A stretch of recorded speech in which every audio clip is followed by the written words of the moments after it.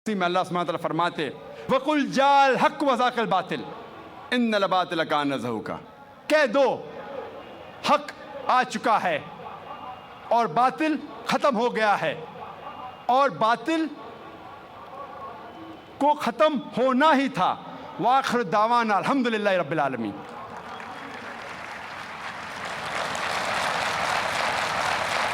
जज़ाकल्लाह डॉक्टर ज़ाकिर नायक। हम आपकी मशहूर कुन तकरीर सुन रहे थे जो हक़ाइक़ मंतकी दलाइल पर मबनी थी और दावती पस मंज़र में दुश्मनान इस्लाम का मुँह तोड़ जवाब दे रही थी। अब इस इजलास का दूसरा हिस्सा जो है वो है सवाल और जवाब का। इस सवाल और जवाब के सेशन को दिलचस्प और बाकायदगी से चलाने के लिए हमने कुछ कवायद व ज़वाबित रखे हैं जो मैं आपके सामने रख रहा हूँ।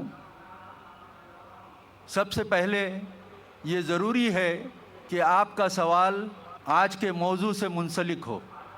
मेरी वॉलंटियर्स हज़रात से गुजारिश है कि सवालात करने वाले हज़रात में हमारे गैर मुस्लिम भाइयों और बहनों को पहले तरजीह दी जाए।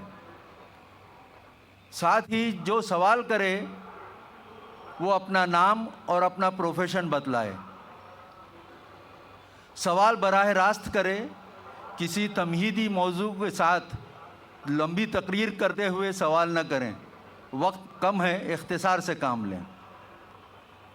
हर सवाल के जवाब मिलने पर दोबारा उस पर सवाल करने की कोशिश न करें।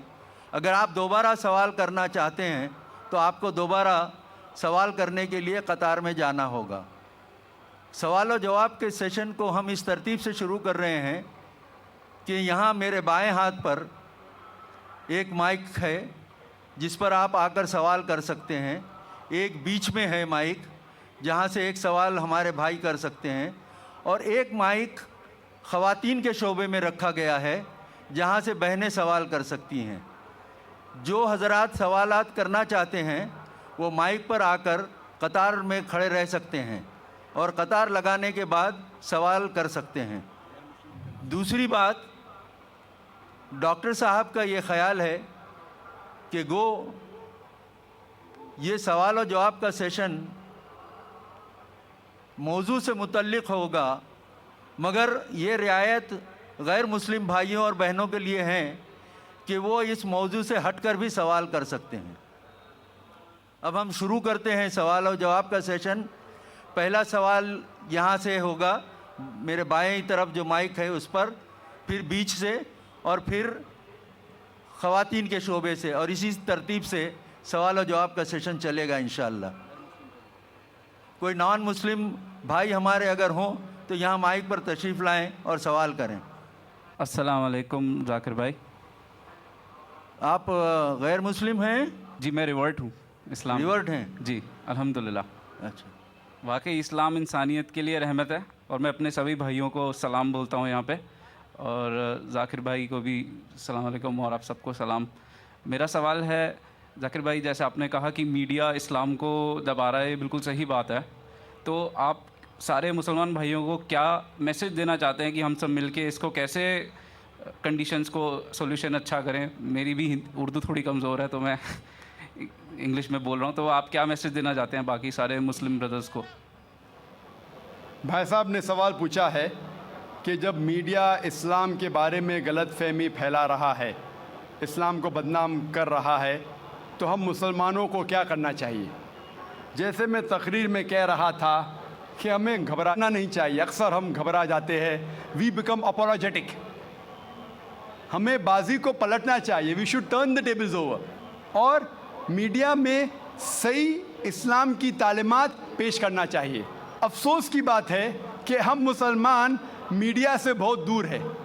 जो भी मीडिया हमारे पास है वो सिर्फ मुसलमान उसे पढ़ते या सुनते हैं। हमें मीडिया के मैदान में आना चाहिए। हम देखेंगे कि मुसलमानों का जो मीडिया है अक्सर हिंदुस्तान में उर्दू मीडिया है।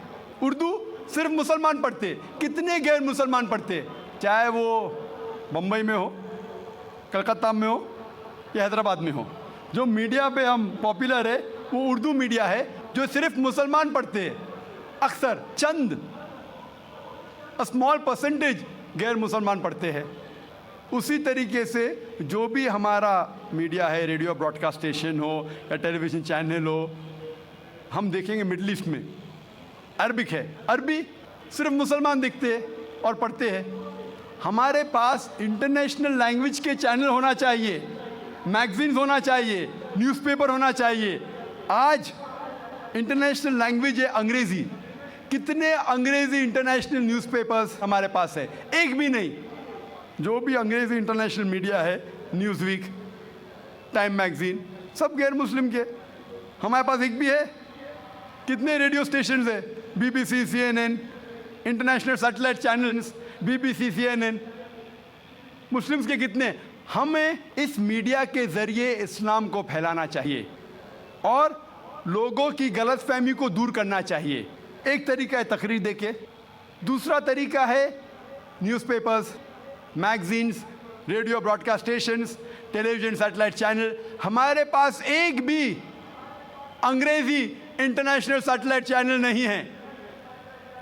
हम बहुत छोटे, ये मेरी सोच थी 10 साल पहले। हमारे पास जो फैसिलिटीज़ थी वो बहुत कम थी, लेकिन जो भी अल्लाह ताला ने आपको दिया है उसके साथ बिस्मिल्लाह करो, शुरू करो, अल्लाह सुब्हानहू व तआला आपके रास्ते खोलेगा। 8-9 साल पहले हमने प्रोग्राम्स बनाना शुरू किए अंग्रेज़ी और उर्दू में, इंटरनेशनल सैटेलाइट चैनल के लिए। उर्दू में कम तादाद में, अक्सर अंग्रेज़ी में, और इसको फ्री बांटा मुख्तलिफ चैनलों में, मुस्लिम और गैर मुस्लिम चैनलों में भी फ्री। वेरियस सैटेलाइट चैनल्स हर रोज़ हिंदुस्तान में आज ETC पे, ETV पे हर रोज़ आधा घंटा हमारे प्रोग्राम आ रहे हैं, तकरीबन 3, 4, 5, 6 साल से फ्री में। इस तरीके से हमने शुरुआत की। चंद महीने पहले जनवरी में हमने एक चैनल लॉन्च किया, इसका नाम है पीस TV। ये खुसूसन अंग्रेज़ी चैनल है, चंद घंटे उर्दू में भी इसके प्रोग्राम्स आते हैं। ये सैटेलाइट चैनल पीस TV अल्हम्दुलिल्लाह आज की तारीख में सारे ममालिक एशिया में आ रहा है, यूरोप में, ऑस्ट्रेलिया में, अफ्रीका में और मिडल ईस्ट में। चंद महीनों में इंशाअल्लाह अमेरिका भी कवर कर लेंगे और इंशाअल्लाह 1 साल के अंदर सारी दुनिया में इंशाअल्लाह आपको दिखेगा ये चैनल पीस TV।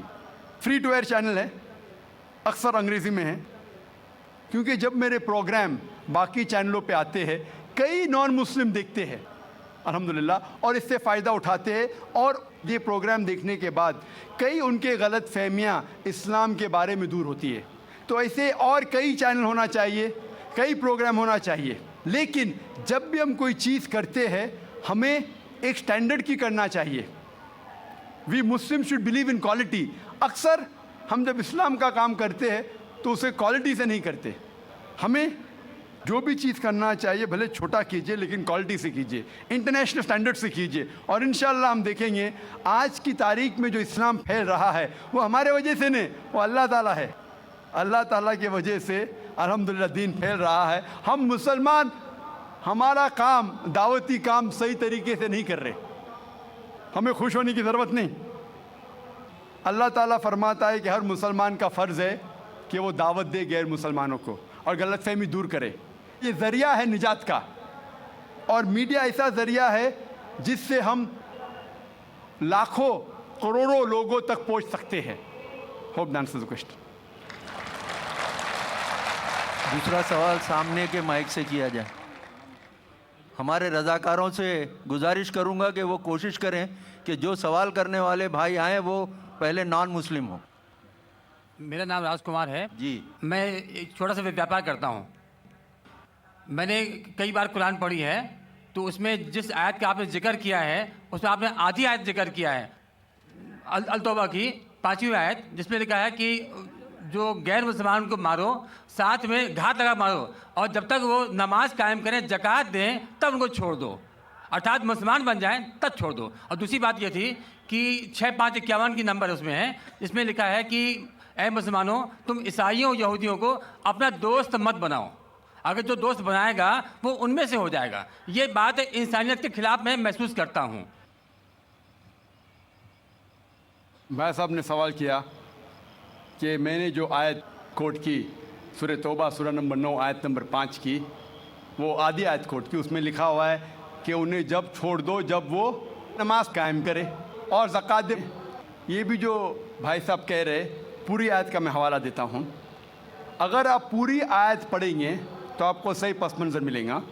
जैसे मैंने कहा था मेरी तकरीर में, हवाला तो दिया, आयत नंबर 5 में लिखा है सूरह तौबा सूरह नंबर 9 में कि अल्लाह सुब्हाना व तआला मुशरिकीन मक्का को 4 महीने का वक्त देते सुधरने का, वरना ऐलान जंग। और जंग के मैदान में लिखा हुआ है कि जहाँ भी आप मुशरिकों को पाएंगे उनका कत्ल करो। Wait for them in every stratagem of war, उनका इंतज़ार करो और मैदान जंग में उनका कत्ल करो। लेकिन अगर वो रिपेंट करे, मतलब माफ़ी मांगे, कई वजह है, अगर वो माफ़ी मांगे, नमाज पढ़े और ज़कात दे तो छोड़ सकते हैं। मतलब वो इस्लाम को कबूल करे या वो सिर्फ अमन चाहते हैं। तो कई ऑप्शंस दिए गए हैं। एक ऑप्शन है कि अगर वो रिपेंट करे, माफ़ी मांगे, इस्लाम को कबूल करे तो भी छोड़ दीजिए, या वो अमन चाहते हैं और इस्लाम कबूल नहीं भी करे तो भी छोड़ दो। आगे आयत में लिखा, आयत नंबर 6 में, आयत नंबर 6 भी उसके साथ है ना, कि अगर वो अमन चाहते हैं तो उनको हिफाजत से ऐसी जगह पर ले जाओ जाके वो महफूज है। तो बहुत से ऑप्शंस दिए गए हैं। लेकिन अगर वो आपसे झगड़ा करना चाहते हैं मैदान जंग में तो उनका कत्ल करो। अगर झगड़ा करना चाहते तो कत्ल करो, अगर झगड़ा करना नहीं चाहते हैं, बोलते अमन चाहते तो छोड़ दो, अगर वो माफ़ी मांगते, इस्लाम कबूल करते फिर भी छोड़ दो। तो कई ऑप्शन दिए गए हैं। ये कहना गलत है कि वो इस्लाम कबूल करे तो ही छोड़ो। कई आयतें आपको कॉन्टेक्स्ट में पढ़ना चाहिए। फिर से आप सिर्फ एक पार्ट ऑफ द वर्स निकालेंगे और कोट करेंगे, लोग को फिर से गलत फहमी होती है। तो ये सही जवाब है कि बहुत से ऑप्शन दिए गए हैं। और कई जगह सूरह अनफाल में भी लिखा है कि अगर वो अमन चाहते हैं तो अमन बेहतर है। उसमें ये नहीं लिखा है कि इस्लाम कबूल करना उनके लिए ज़रूरी है। कर सकते हैं अगर वो इस्लाम को पसंद करते हैं।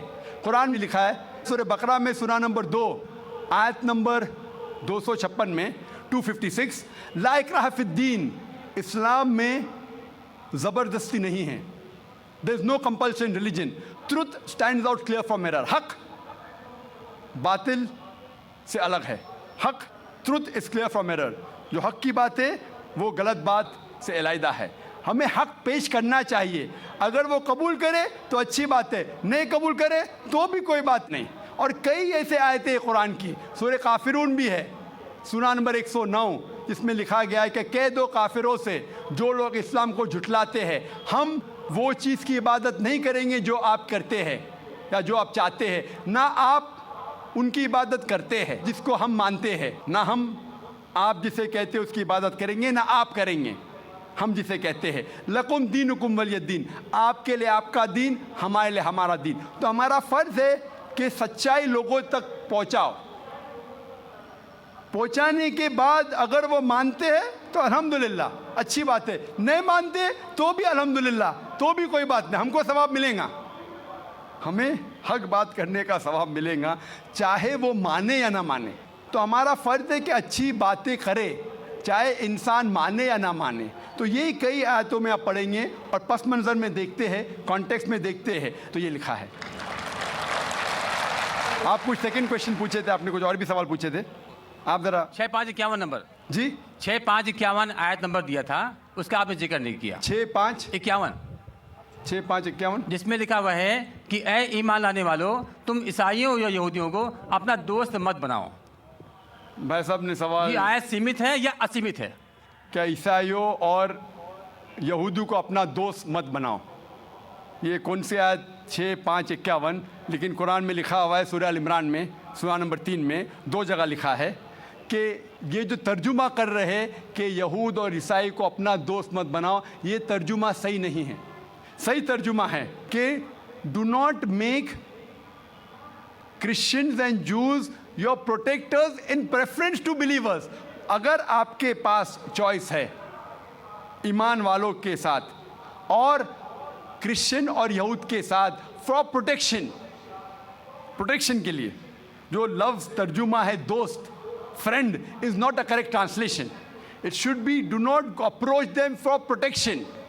मतलब अपने आप को प्रोटेक्ट करने के लिए बनिस्बत मोमिन मुसलमान के बदले यहूद और क्रिश्चियन की तरफ मत जाओ, ये लिखा है. उसका मतलब ये नहीं कि उनसे दोस्ती मत रखो, क्योंकि कई जगह कुरान में और आयतें आते, मिसाल के तौर पे कुरान मजीद में सूरह मुमतहिना सूरा नंबर 60 आयत नंबर 8 में लिखा है कि Allah forbids you not from being just towards those काफिर, those non Muslims who do not fight your faith not drive you out of your home. Allah सुब्हाना व ताला आपको जस्ट रहने से मना नहीं करता उन गैर मुसलमानों के साथ जो आपके मज़हब के खिलाफ लड़ते नहीं और आपको अपने घर के बाहर निकालते नहीं. और उसके आगे लिखा है लेकिन जो गैर मुस्लिम, जो काफिर आपको आपके मज़हब के लिए लड़ते हैं, आपको अपने घर से निकालते हैं, तो उनके पास मत जाओ प्रोटेक्शन के लिए, हिफाजत के लिए. तो अल्लाह की कई आयतें हैं, ये कहीं भी नहीं लिखा है, लेकिन प्रोटेक्शन के लिए, हिफाजत के लिए अगर आपके पास चॉइस है, पूरी आयत है कि अब प्रेफरेबल, बेहतर है कि आप मुसलमान और मोमिन के पास जाइए बनिस्बत ईसाई और यहूद के पास. Hope that answers the question.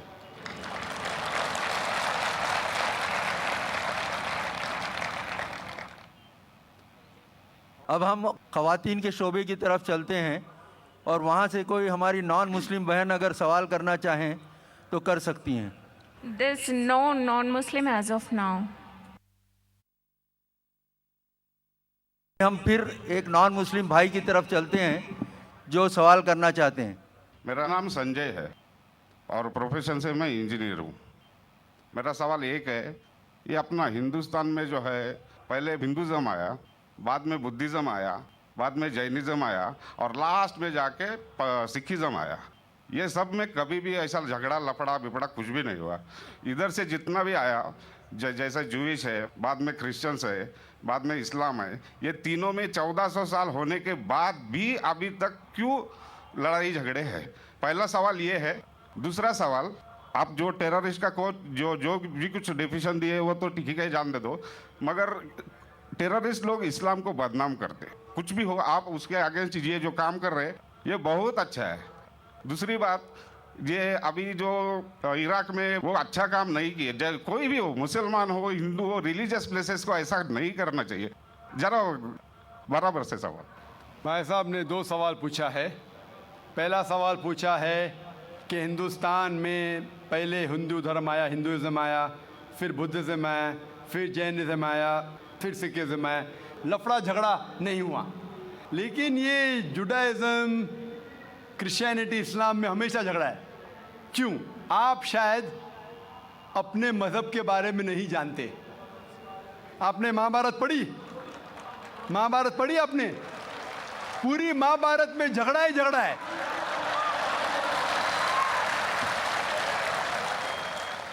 बाकी मज़हब के नहीं, अपने आपस में. अगर आप पढ़ते महाभारत, जो एक स्मृति है जो मैं पढ़ चुका हूँ, उसके अंदर कज़न्स, रिश्तेदारों के बीच पांडव 5 और कौरव 100 झगड़ा होता है. महाभारत में झगड़े के बारे में जितने वर्सेस है कुरान मजीद से कई गुना ज़्यादा. अगर गिनेंगे हम, कुरान मजीद गिनेंगे कितने वर्सेस है, महाभारत में कई ज़्यादा है. और जब आप भगवत गीता पढ़ते हैं, भगवत गीता महाभारत का एक हिस्सा है. 18 चैप्टर्स है. भीष्म पर्व के चैप्टर नंबर 25 to 42 को कहते हैं भगवत गीता. और भगवत गीता सबसे ज़्यादा पढ़ी जाने वाली किताब है हिंदू मज़हब में. और यहाँ ये भगवत गीता श्री कृष्ण राय दे रहे, सलाह दे रहे, सजेशन दे रहे, एडवाइस दे रहे अर्जुन को. जब आप पढ़ते Bhagavad Gita chapter number 1, verse number 45-46, Arjun जंग के मैदान में अपने हथियार को ज़मीन पे रखता है और कहता है श्री कृष्ण से, मैं जंग के मैदान में निहत्था मरना पसंद करूंगा बनिस्बत अपने रिश्तेदारों से लड़ूं। ये कहता है, आपने पढ़ी होंगी। उसके फौरन बाद चैप्टर नंबर 2 वर्स नंबर 2 और 3 में श्री कृष्ण कहते हैं अर्जुन से, अर्जुन तुम इतने बुज़दिल कब से बन गए, तुम नपुंसक कब से बन गए? How have these impurities come in your heart, how have you become important? वो कहते हैं कि क्षत्रिय का धर्म है लड़ना। फिर वर्स नंबर 31, 32, 33 में कहते हैं, वो क्षत्रिय खुशनसीब है जिसे लड़ने का मौका मिलता है। अगर आप लड़ेंगे तो आप स्वर्ग में जाएंगे, लड़ेंगे नहीं तो स्वर्ग में नहीं जाएंगे। कौन कहता है? श्री कृष्ण एडवाइस देते हैं अर्जुन को। अगर मैं कहूँगा कि आपके श्री कृष्ण कहते हैं कि रिश्तेदारों का कत्ल करो, ये शैतानी हरकत है। अगर मैं कहूँगा कि आपके हिंदू मज़हब की किताब में सिखाया जाता है कि रिश्तेदारों का कत्ल करो, ये शैतानी हरकत है। वो हिंदू मुझसे कहता है लेकिन ये जंग है हक और बातिल के दरमियान। मैं बोला कुरान मजीद में भी वही लिखा है, हक और बातिल के दरमियान। मैं जानता हूँ हिंदू मज़हब में ये नहीं लिखा है कि रिश्तेदार कत्ल करो, लेकिन हक के लिए लड़ना भी पड़े, नो प्रॉब्लम। चाहे वो आपके रिश्तेदार हो, चाहे वो आपके वालिदैन हो, नो प्रॉब्लम। तो ये श्री कृष्ण कहते हैं अर्जुन से। और जो क्रिटिक्स ऑफ इस्लाम उछालते मोहम्मद सल्लल्लाहु अलैहि वसल्लम की हदीस को, सही बुखारी की जिल्द नंबर 4 हदीस नंबर 46 किताब जिहाद में अल्लाह के रसूल कहते हैं कि जो भी मुजाहिद जिहाद के लिए जाता है, अगर उसका कत्ल होता है तो वो जन्नत पे जाता है, अगर वो जिंदा वापस लौटता है तो उसे इस दुनिया का माल मिलता है। अक्सर क्रिटिक्स इंक्लूडिंग अरुण शूरी इस हदीस को उछालकर कहते कैसा मजहब है, लड़ने को कहता है, मर जाते लड़ाई में तो जन्नत मिलती है, वरना इस दुनिया की दौलत। अगर आप भगवत गीता पढ़ेंगे चैप्टर नंबर 2 वर्स नंबर 37, उसमें श्री कृष्ण कहते हैं अर्जुन से, अर्जुन उठो और लड़ो। अगर आप मर जाएंगे, कत्ल हो जाएगा, आप जाएंगे स्वर्ग में। अगर जिंदा वापस लौटेंगे तो दुनिया की दौलत मिलेंगी। हू बहू जो सही बुखारी में मोहम्मद सल्लल्लाहु अलैहि वसल्लम ने कहा, वही कहते श्री कृष्ण अर्जुन से। मुझे लगता है कि अरुण शूरी ने भगवत गीता पढ़ी नहीं। अगर पढ़ी होती तो इस्लाम के खिलाफ नहीं लिखते। तो आपको सही जानने के लिए दोनों किताबों का मुताला करना पड़ेगा। आप कह रहे हिंदुइज्म आया, बुद्धिज्म आया, अशोका क्या किया? लाखों लोगों को मारा। आप बोलते कत्ल हुआ ही नहीं, आप शायद भूल गए, आपने हिंदुस्तान की तारीख पढ़ी ही नहीं। तो हिंदुस्तान की तारीख आप पढ़ेंगे, यहाँ भी कई लाखों लोगों का कत्ल हुआ है। ना ही सिर्फ महाभारत के अंदर लिखा है, आप देखेंगे अशोका फिर वो दुनिया को त्याग करता है और फिर वो संत साधु बन जाता है, लेकिन पहले तो कत्ल किया किसने? तो आप देखेंगे हिस्ट्री में यहाँ भी कत्ल हुआ, जुडाइज्म में भी है, क्रिश्चियनिटी में भी है, इस्लाम में भी है। जहाँ भी आप देखते कुछ जगह जो झगड़ा हुआ, लड़ाई हुई, वो हक और बातिल के दरमियान, सही है। और कई जगह आप देखेंगे मासूम लोगों का कत्ल किया गया। आप जानते हैं in the history of the world in the name of religion, मज़हब के नाम पे जो सबसे ज़्यादा कत्ल किए वो क्रूसेडर्स ने, ईसाईयत के नाम पे लाखों लोगों को कत्ल किया ईसाईयत के नाम पे। अगर आप देखेंगे एक शख्स जिसने सबसे ज़्यादा कत्ल किया दुनिया में, कौन है? सबसे ज़्यादा कत्ल किसने किया दुनिया में? हिटलर। हिटलर जूस का कत्ल किया, 6 मिलियन, कितने 60 लाख लोगों का कत्ल किया। मैं ये नहीं कह सकता हूँ कि ईसाईयत गलत है। अगर हिटलर ने 60 लाख यहूदी का कत्ल किया, मैं ये नहीं कह सकता हूँ कि ईसाईयत और बाइबल ये सिखलाती है। मैं बाइबल पढ़ा हूँ, क्योंकि हिटलर ने 60 लाख यहूद का कत्ल किया, हम ईसाईयत को दोष नहीं दे सकते। लेकिन मैं जानता हूँ कि ईसाईयत के नाम पे जो होली वॉर कहा जाता है, क्रूसेडर्स ने हज़ारों लोग को अपने सिर्फ मज़हब को कन्वर्ट करने के लिए लाखों लोग का कत्ल किया। तो आप देखेंगे कई तारीख है, हिंदुस्तान में है, हिंदुस्तान के बाहर भी है, हिंदुइज़्म में भी है, बुद्धिज़्म में भी है, आप देखेंगे क्रिश्चियनिटी में भी है, इस्लाम में भी है। लेकिन जब टकराव होता है हक़ और बातिल का, तो हक़ के लिए बातिल के ख़िलाफ़ हमें लड़ना ज़रूरी है। तो ये आपकी गलतफहमी है। आपका दूसरा सवाल, क्या टेररिस्ट लोग ने,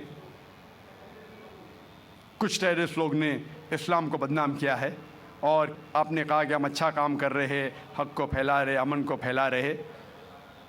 आप कहते हैं, कुछ हद तक सही कहते, जैसे मैंने कहा कि जो मीडिया जिसे टेररिस्ट कहती है, वो टेररिस्ट कौन से टेररिस्ट है वो हमें जानना ज़रूरी है। कौन से टाइप के टेररिस्ट है, कि वो जो लोग जो गलत काम कर रहे हैं उनके दिल में दहशत पैदा करे तो सही किस्म के टेररिस्ट है। जैसे भगत सिंह टेररिस्ट था लेकिन अच्छा था, उस तरीके से अगर कोई मुसलमान गलत लोगों के साथ लड़ रहे हैं हक़ के लिए तो सही है। लेकिन मैं ये भी जानता हूँ कि there are black sheep in a community. कुछ मुसलमान सिर्फ नाम के लिए, और अक्सर लोग समझते, ना ही गैर मुस्लिम, मुसलमान भी समझते हैं, वो जिहाद क्या समझते हैं, अगर कोई भी मुस्लिम किसी वजह से लड़ रहा है, चाहे वो ज़ाती फ़ायदे के लिए हो, चाहे वो नाम के लिए हो, चाहे पैसा के लिए हो, चाहे ज़मीन के लिए, उसे कहते हैं जिहाद। ये गलत फहमी है। जिहाद की मानी ये नहीं कि कोई भी मुसलमान कोई भी जो जंग करता है, चाहे ज़ाती फ़ायदे के लिए हो, चाहे नाम के लिए हो, पैसे के लिए हो, ज़मीन के लिए हो, उसे जिहाद नहीं कहते। जिहाद आता है लफ्ज़ जहादा से, means to strive, to struggle. जिहाद इस्लामिक टर्मिनोलॉजी में to fight against one's own evil inclination, हमारी खुद की गलत नफ्स से झगड़ना, जिहाद करना, उसे कहते सही जिहाद। माशरे को सुधारना को कहा गया है जिहाद। जंग के मैदान में सेल्फ डिफेंस में लड़ना, उसे कहा गया जिहाद। तो मीडिया इसे गलत फैला रही है। अगर आप जानना चाहते हैं कि सही में टेररिस्ट कौन है, जो सही तौर पे मासूम लोग के दिल में दहशत पैदा कर रहा है, नंबर 1 टेररिस्ट आज की तारीख में, पुरानी बात छोड़ दीजिए, आज के तारीख में मासूम लोगों के दिल में दहशत पैदा कर रहा है, मेरे हिसाब से नंबर 1 टेररिस्ट है जॉर्ज बुश। आप जानते हैं कि सबसे ताकतवर मुल्क यूएसए, सबसे कमज़ोर मुल्क अफगानिस्तान पे बम फेंक रहा है। ये क्या मर्दानगी है क्या? इसे मर्दानगी कहते हैं। बम फेंक रहा है ऊपर से, और हम देखते हैं किसके लिए इल्ज़ाम लगाते बिन लादेन पे। मैं बिन लादेन का दोस्त नहीं हूँ, मैं ये नहीं कहता हूँ बिन लादेन अच्छा है क्या बुरा है। ओसामा बिन लादेन को मैं मिला नहीं हूँ, मैं जानता भी नहीं हूँ, तो ये मैं नहीं कहता हूँ कि ओसामा बिन लादेन टेररिस्ट है क्या नहीं। लेकिन अगर मान भी लो, जितने प्रूफ है सब गलत है। अफगानिस्तान बोलती है यूएसए से, आप हमको प्रूफ दो, वो प्रूफ देते मुशर्रफ को, टोनी ब्लेयर को। प्रूफ मांग रहे अफगान लोग, दे रहे मुशर्रफ को, टोनी ब्लेयर को। ये किधर का इंसाफ है? क्योंकि उनके पास प्रूफ है ही नहीं। अगर मान भी लो बहस के तौर पे, फॉर सेक ऑफ आर्ग्यूमेंट, अगर एक शख्स ने ऐसा गलत काम किया, आप एक शख्स के लिए क्या सारे देश के ऊपर बम डाल सकते? 1000 लोग का कत्ल कर रहे, क्या हक है उनको? फिर जाते इराक के पास 1000 लोग को मारते। मैं ये नहीं कहता सद्दाम हुसैन अच्छा इंसान है, मैं ये नहीं कहता हूँ, मैं जानता हूँ काफ़ी गलतियाँ की, लेकिन जो इराकी लोग सद्दाम हुसैन के टाइम पे जो उनको तकलीफ़ हो रही थी, अभी उससे कई ज़्यादा हो रही है, कई ज़्यादा। कौन कर रहा है? George Bush. ये तो मैंने 5 साल पहले कहा था ऑस्ट्रेलिया में, जब मुझे अमेरिकन कॉन्सुलेट ने पूछा था सवाल कि do you consider Osama bin Laden terrorist, तो मैंने उस वक्त कहा था, चंद महीने बाद, 2-3 महीने बाद, 11 सितंबर के बाद, I consider number 1 terrorist to be George Bush, और हेडलाइंस में आया था। आज तो कई लोग कहते हैं कि जॉर्ज बुश टेररिस्ट नंबर 1 है। अमेरिका में भी जब एक सर्वे हुआ था, एक प्राइवेट ऑर्गेनाइजेशन ने सर्वे की थी यूएसए में, जानने के लिए 3 नाम दिए उनने, कौन सबसे बड़ा टेररिस्ट है, Osama bin Laden, Saddam Hussein या जॉर्ज बुश। नंबर 1 हमेशा जॉर्ज बुश है। गैर मुस्लिम भी कहते हैं सबसे नंबर 1 टेररिस्ट है जॉर्ज बुश। सबसे लोएस्ट परसेंटेज उसको मिला 73%, और कुछ लोग ने 78% लोग ने कहा कि टेररिस्ट नंबर 1 जॉर्ज बुश। अभी उन्हें पता लग रहा है 5 साल बाद, 6 साल बाद, मैं तो पहले कहा था। तो आप मुझसे पूछेंगे कि ये मीडिया ऐसे लोग को लेके उछाल रही है और मीडिया बदनाम कर रही, जो हालात हो रही है, कोई भी मजहबी, चाहे टेम्पल हो, चाहे चर्च हो, चाहे मस्जिद हो, कुरान में लिखा है उसको डिस्ट्रॉय नहीं करना चाहिए। कोई भी, कुरान की आयत है, do not destroy temples, churches, places of worship, गलत है। तो कुरान में भी लिखा है। तो कोई भी शख्स ये करता है, टेम्पल या मस्जिद या मोनेस्ट्रीज या सिनेगॉग्स को तोड़ता है, तो ये इंसानियत के खिलाफ है और कुरान मजीद के खिलाफ भी है। Hope that answers the question.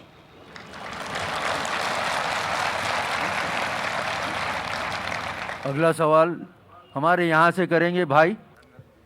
मेरा नाम श्रीनिवास है। दीन की बात को समझने के लिए दिल की ज़रूरत है या दिमाग की?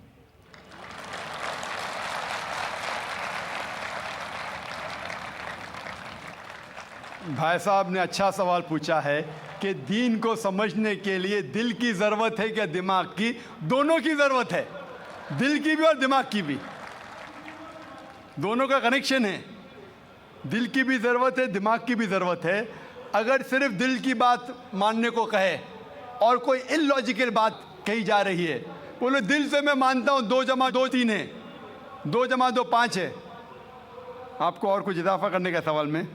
जी हाँ, बोलिए। मैं आपका प्रोग्राम सुनता हूँ। रब्बिस रौली सदरी वायस सिल्लम रिवाल उलगदतम मिल्लिसानी यफ़क़हू क़ौली। तो सेंटर क्या है? भाई साहब गैर मुस्लिम है और मेरे प्रोग्राम भी देखते हैं और पूछ रहे हैं कि जब मैं हर तकरीर को शुरू करता हूँ तो अल्लाह ताला से दुआ मांगता हूँ, रब्बिश इश्रह ली सदरी वयस्सिर ली अमरी वहलुल उक़दतम मिन लिसानी यफ़क़हू क़ौली, जिसके मानी है रब्बिश इश्रह ली सदरी, या अल्लाह सुब्हानहू व तआला, या मेरे रब, मेरे सदर, मेरे सेंटर को बुलंद करो। रब्बिश इश्रह ली सदरी वयस्सिर ली अमरी, और मेरे काम को आसान करो। और जो बैरियर है, रब्बिश इश्रह ली सदरी वयस्सिर ली अमरी वहलुल उक़दतम मिन लिसानी यफ़क़हू क़ौली, और जो बैरियर है, जो बीच में रुकावट है मेरे और ऑडियंस के बीच में, उसको ख़त्म करो ताकि लोग मुझे समझ सके। ये जो सदर का लफ्ज़ है, इसके अंदर सदर का लफ्ज़ होता है, एक मानी है सीना, ब्रेस्ट, एक्सपैंड बाय ब्रेस्ट। सदर के मानी सेंटर भी है। तो आपने जो सवाल पूछा था कि काम दिल से लेना चाहिए या दिमाग से, तो ये 2 मानी है। सदर में है दिल, चेस्ट के अंदर दिल, और ये सेंटर में है दिमाग। तो मैं अल्लाह ताला को दोनों को बुलंद करने के लिए कह रहा हूँ, मेरे दिल को भी और मेरे दिमाग को भी, even my centre, my intelligence as well as my heart. और कई जगह आप देखते हैं जब लैंग्वेज डेवलप होती है, अल्लाह ताला फरमाते हैं कुरान मजीद में, सूरह बकरा में सूरह नंबर 2 आयत नंबर 7 और 8 में, ख़तमल्लाहु क़ुलूबिहिम, कि अल्लाह सुब्हानहू व तआला ने कल्ब, हार्ट पे मोहर लगाई है। कल्ब, his put a seal on the heart. तो लोग पूछते हैं कि कोई दिल से सोचता है? सोचना तो दिमाग से। तो कल्ब की 2 मानी हैं, एक मानी है दिल, एक मानी है इंटेलिजेंस, सेंटर, इंटेलिजेंस। और जब भी ज़बान हम देखते तरक्की करती है तो कई अल्फाज इस्तेमाल में आते हैं। मिसाल के तौर पे अंग्रेज़ी ज़बान में हम कहते हैं लूनेटिक। लूनेटिक मीन्स पागल इंसान को कहते हैं, लेकिन सही मानी लूनेटिक क्या है? स्ट्रक बाय अ मून, जो चांद के ज़रिए जो स्ट्रक होता है, चांद ने उसके ऊपर असर किया होता है, उसे कहते हैं लूनेटिक। बट अंग्रेज़ी में लूनेटिक कहते हैं पागल इंसान को। मैं डॉक्टर हूँ, लूनेटिक मतलब पागल इंसान, लेकिन सही मानिए तर्जुमा है स्ट्रक बाय मून। हम जानते हैं चांद को पागलपन से कोई लेना देना नहीं है। हम लफ्ज़ इस्तेमाल करते हैं डिज़ास्टर। डिज़ास्टर मतलब कोई खौफनाक चीज़, कोई चीज़ गलत काम जो होता है, डिज़ास्टर लाइक फ्लड हो जाता है, सुनामी, अर्थक्वेक। लेकिन डिज़ास्टर की सही मानिए ईविल स्टार, ईविल सितारा। हम जानते हैं सितारों का कोई लेना देना नहीं है अर्थक्वेक से या बाढ़ से, लेकिन फिर भी this is development of a language. हम कहते हैं सनराइज। सनराइज मतलब सूरज उगता है, निकलता है। हम साइंस में जानते हैं सूरज ना राइज होता है ना सेट होता है, फिर भी हम सनराइज और सनसेट कहते हैं। ये डेवलपमेंट ऑफ द लैंग्वेज। हम जानते हैं सूरज वहाँ है, ये हमारी जो धरती है, ज़मीन है, वो सूरज के गोल घूम रही है। सूरज धरती के गोल नहीं घूमता, फिर भी हम कहते हैं सनराइज सनसेट। हम कहते हैं कि मैंने दिल से याद किया, याददाश्त है दिमाग में, दिल में नहीं। फिर भी हम कहते हैं हमने दिल से याद किया, कहते हैं कि नहीं? मैं आपको, I love you from the bottom of my heart, मैं दिल से आपको चाहता हूं। चाहत दिमाग में, दिल में नहीं। डॉक्टर कहते हैं कि जो centre of love is in the brain. फिर भी डॉक्टर जब अपनी बीवी से कहेगा वो यही कहेगा, मैं आपको दिल से चाहता हूं, दिमाग से नहीं। साइंटिस्ट जानता है कि centre of love is in the brain, दिमाग में। तो ये डेवलपमेंट ऑफ द लैंग्वेज है। आपका जो बेसिक सवाल था कि दीन को दिमाग से समझना चाहिए या दिल से, मैंने कहा दोनों से। अगर आप दिल कहते हैं मैं इस अंदरूनी चाहत, वो इम्पॉर्टेंट है, लेकिन दिमाग को बंद नहीं कर सकते। आप अंधविश्वास नहीं कर सकते। आपने कहा कि मेरा मज़हब कहता है 2 + 2 3, हाँ मैं दिल से मानता हूँ, मान लिया। दिमाग कहता है नहीं, गलत है। तो दिल से भी काम लेना चाहिए, दिमाग से भी काम लेना चाहिए। इसीलिए कुरान मजीद में कई जगह लिखा है कि ये एक पैगाम है समझदार लोगों के लिए जो दिमाग से सोचते हैं, और साथ साथ दिल वालों के लिए भी है, दोनों के लिए। तो दोनों साथ साथ होना चाहिए। इस्लाम, इसीलिए मैंने कहा, ऐसा मज़हब है जो दोनों ज़रूरियात पूरी करता है, बॉडी की, जिस्म की भी और रूहानी भी, स्पिरिचुअल भी। ये वाहिद मज़हब है जो दिल को भी तसल्ली देता है और दिमाग को भी। बाकी जितने दीगर मसाइब तकरीबन स्पिरिचुअल बात करते, कुरान दोनों takes care of the spiritual need as well as the physical need. Hope that answers the question. बहनों के शोबे में अगर कोई नॉन मुस्लिम बहन हो तो बताएं। Assalamu alaikum. I'm Divya Sharma. My question is from Surah 2 Baqarah and verse 223. Can you please explain me these lines? Your women are your till to cultivate, so go to your till as you will, and send good deeds before you for your souls, and fear Allah. Know that you will one day meet Him. Can you please explain me this? बहन ने सवाल पूछा है सूरह बकरा की सूरह number 2 आयत नंबर 223, जिसमें बहन ने पूछा कि women are your tilth, treat them like your tilth. ये जो कुरान मजीद में कहा गया है कि औरतें आपकी खेती है, तो वैसा उनका सही तरीके से उनसे बर्ताव करो। ये आयत के बारे में आप देखेंगे 222 पढ़ेंगे। इसका पहले आयत पढ़ना इंपॉर्टेंट है। When they ask the concerning menstrual cycles, जब वो पूछते हैज़ के बारे में, हैज़ के बारे में, तो अल्लाह ताला फरमाते कि हैज़ के हालत में आप उनके पास मत जाओ। During menstrual cycle do not approach them. क्यों? क्योंकि हैज़ के हालत में जब खून बहता है, आज की मेडिकल साइंस कहती है कि चांसेस है जब आप उनके पास जाएंगे इस हालत में तो औरतों को तकलीफ होगी। उसके अलावा बीमारी फैलने के हाई चांसेस है खून के ज़रिए, इसीलिए उनके पास मत जाइए। वरना औरतें आपकी खेती है, आप जब चाहे जा सकते हैं, मतलब वो आपकी है, आपके लिए।